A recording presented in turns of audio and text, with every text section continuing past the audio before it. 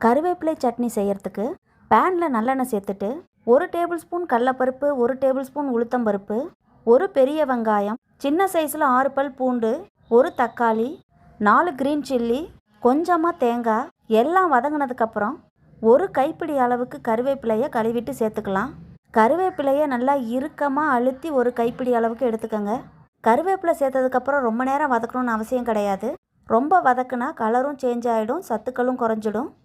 இப்போ இது எல்லாம் வதங்கினதுக்கப்புறம் ஆற வச்சுட்டு மிக்ஸி ஜாரில் சேர்த்துட்டு உப்பும் சேர்த்து கொரப்பாக அரைச்சி எடுத்துக்கலாம். அதுக்கப்புறம் கடுகு, உளுத்தம்பருப்பு, கருவேப்பிலை, காஞ்ச மிளகா, பெருங்காயம் சேர்த்து தாளிச்சிட்டு அதை இந்த சட்னியோடு சேர்த்துக்கங்க. கருவேப்பிலையை சாம்பாரில் ரசத்துலலாம் போடும்போது யாருமே அதை சாப்பிட மாட்டாங்க. அதனால் அதோட சத்துக்கள் நமக்கு கிடைக்காம போயிடும். இந்த மாதிரி சட்னியில் சேர்த்து வதக்கி அரைக்கும்போது அதோட முழுமையான சத்துக்களும் கிடைக்கும். முடி வளர்ச்சிக்கு ரொம்பவே யூஸ்ஃபுல்லாக இருக்கும்.